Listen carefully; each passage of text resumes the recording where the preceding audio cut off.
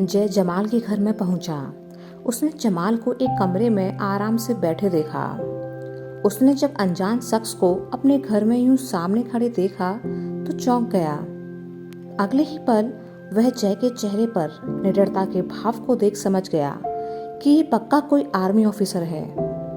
उसने जय पर हमला करने के लिए जैसे ही कुछ दूर रखी गन उठानी चाही कि अगले ही पल उसकी गर्दन जय के हाथ में थी। जय ने उसे एक जोरदार थप्पड़ रसीद दिया जिससे वह दूर जा गिरा। जय के गुस्से से तमतमाते चेहरे को देख और एक थप्पड़ के ख्याल से ही उसकी जान सूख गई। जय ने उसे पकड़कर उठाया और लगभग घसीटते हुए अपने साथ कमरे से बाहर ले चला कि तभी सामने से जमाल के चारों साथियों ने उसे घेर लिया। पांचों आतंकवादी जय को अकेले देख हंसने लगे। वहीं जय उन्हें गुस्से से घूर रहा था। लगभग 10 मिनट हो चुके थे। तीनों दोस्त गाड़ी में बैठे थे। देव, ये जय कुछ ज्यादा ही टाइम नहीं लगा रहा। ऋषभ, मुझे भी अब कुछ ठीक नहीं लग रहा है।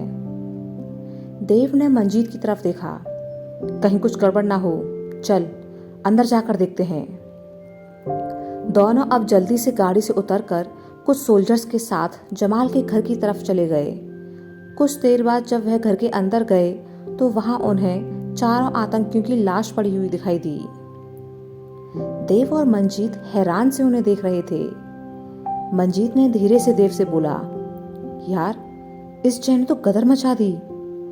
देव, लगता है अदिति का गुस्सा इन सब पर उतारा है इसने। सभी अब सतर्क हो गए। उन्होंने जल्दी से अपनी गन लोड की और बाकी के कमरों में जाकर जय और जमाल को ढूंढने लगे। कुछ ही देर में देव और मंजीत के सामने जय और जमाल थे। जय ने जमाल को दबोच रखा था। देव और मंजीत के आने पर हुई हलचल से उसने उस ओर देखा तो जमाल ने उसे धक्का दे दिया और वहीं पास में पड़े चाकू से जय पर हमला कर दिया। उसने जय के पेट पर वार करना चाहा, लेकिन वह एक ओर हट गया। जमाल का चाकू जय के पैर के कोने को चीरते हुए बाहर निकल गया।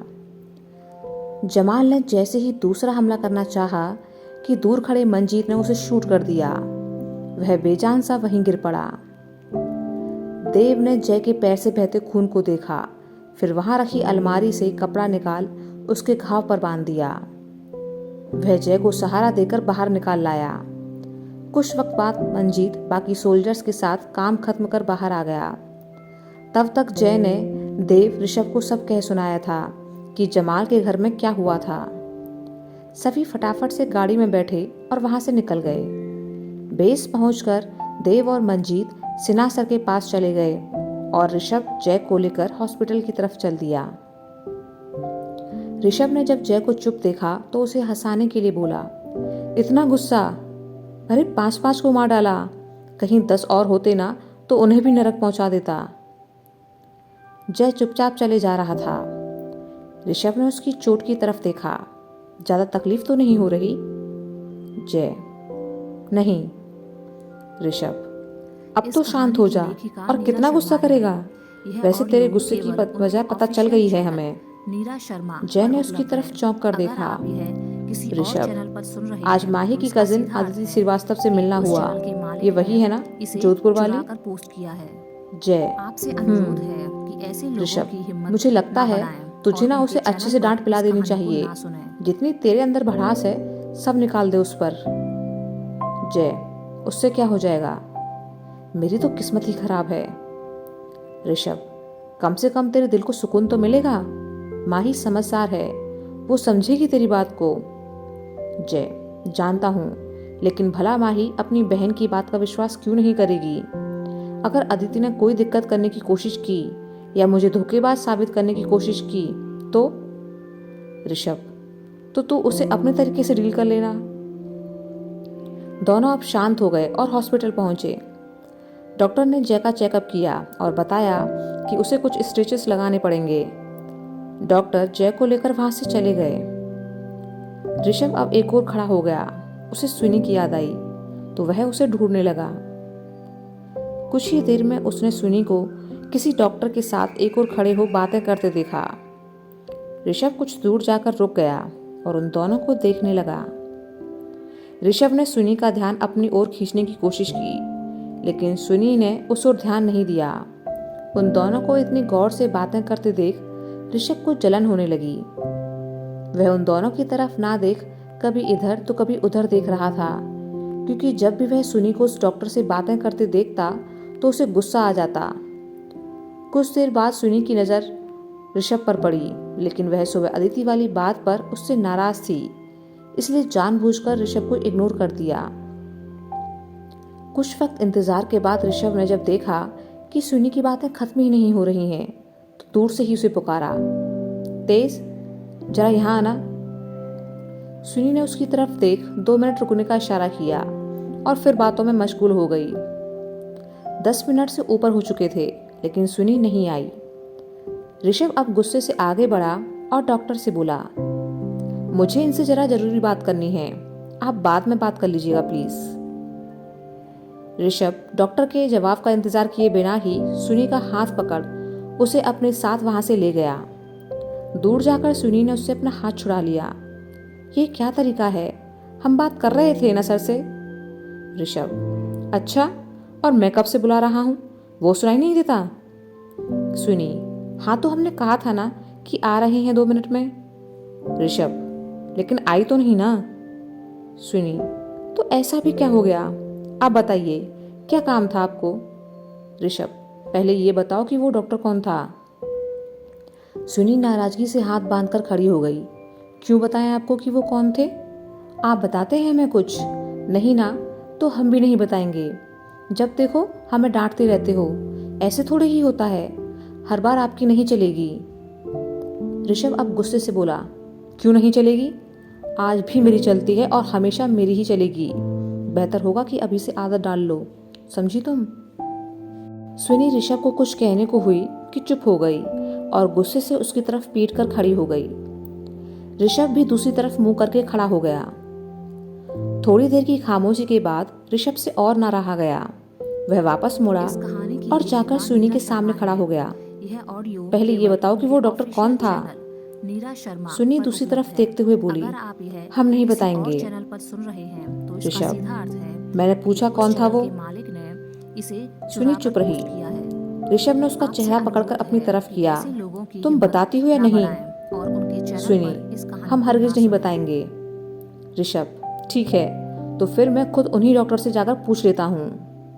सुनी अचंभे से ऋषभ को देखने लगी। ऋषभ शरारती मुस्कुराहट के साथ बोला, वो तो बताएंगे ना। कहकर वह जाने लगा कि सुनी जल्दी से उसके रास्ते में खड़ी हो गई। आप पागल हो गए हैं, उनसे पूछेंगे। ऋषभ, देखो तेज, मुझे बस मेरे सवाल का जवाब चाहिए, फिर वो चाहे तुम दो या फिर वो डॉक्टर। सुनी लाचार सी बोली, वो हमारे सीनियर डॉक्टर हैं, हम बस एक पेशेंट की सर्जरी से रिलेटेड बातें कर रहे थे। ऋषभ हंस दिया, हाँ अब बताया ना, पहले ही बता देती तो इतना नाटक करने की जरूरत नहीं पड़ती मुझे। सुनी खींचकर बोली, आप सच में रावण हैं। ऋषभ उसकी बात पर मुस्कुरा दिया, फिर कुछ सोचकर बोला, वैसे एक सलाह दूं तेज, तुम ना यहाँ मेल डॉक्टर्स सोल्जर्स वगैरह से दूर ही रहा करो। सुनी, क्यों। ऋषभ सुनी को डराने की कोशिश करते हुए बोला, शायद तुमने देखा नहीं कि वो डॉक्टर कैसे मुस्कुराए जा रहा था तुमसे बातें करते हुए। ये लोग ऐसे ही होते हैं, पहले तुम्हारे जैसी भोली भाली लड़कियों से दोस्ती कर लेते हैं और फिर झूठे प्यार के जाल में फंसा लेते हैं। सुनी, पर सारे मर्द एक जैसे नहीं होते। ऋषभ चिढ़ते हुए बोला, तुम्हें क्या पता, मैं मर्द हूँ, मुझे ज़्यादा पता होगा ना। हाँ, सारे नहीं होते लेकिन होते हैं, और सच कहूँ तो तुम्हारे आसपास जितने भी मेल हैं ना, मुझे तो सारे ही खराब लगते हैं। सुनी हैरान सी ऋषभ को देख रही थी। आप सभी लड़कियों को ऐसे ही बोलते हैं क्या। ऋषभ संजीदा हो गया, नहीं, सिर्फ तुमसे, क्योंकि मुझे सिर्फ तुमसे मतलब है। सुनी ने उत्सुकता से पूछा, क्यों। ऋषभ मन ही मन सोचने लगा, अब इस क्यों का जवाब तो मैं खुद भी नहीं जानता और ना ही कभी जानने की कोशिश की है। वह सधे लहजे में बोला, क्योंकि तुम मेरी दोस्त हो तो मुझे तो अपनी दोस्त से मतलब है बस, बाकी सबको तो मैं नहीं रोक सकता। अब तुम सिर्फ मेरे साथ रहा करो, मुझसे ही बातें किया करो। मैं ना बहुत ही शरीफ इंसान हूँ, मेरे साथ तुम्हें कभी कोई दिक्कत नहीं होगी और ना ही मेरे होते हुए तुम्हें कोई परेशान करेगा। सुनी ऋषभ की शरारत पर हंसने लगी। आप कितने बड़े ड्रामेबाज हैं। हम कुछ छोटे बच्चे हैं जो आप हमें ऐसे डराने की कोशिश कर रहे हैं। हमें सब पता है। ऋषभ उसे ऐसे हंसते देख मुस्कुराने लगा और बोला, जब तुम ऐसे हंसती हो ना तो बहुत प्यारी लगती हो। सुनी शांत हो ऋषभ को देखने लगी तो उसे याद आया कि वह अनजाने में क्या बोल गया। ऋषभ ने बात संभालने की कोशिश की। ऐसा वो मंजीत कहता है हमसे, वरना मुझे तो ऐसा कुछ खास नहीं लगता तुम्हारी मुस्कुराहट में। सुनी यह सुन उदास हो गई। हाँ, सही कहा आपने। हम में तो कुछ भी खास नहीं है। खास तो उस लड़की में था ना जिसे आप सुबह घूर रहे थे। ऋषभ हैरान से सुनी को देखने लगा। फिरदौस बार बार परेशान सा इधर उधर घूम रहा था।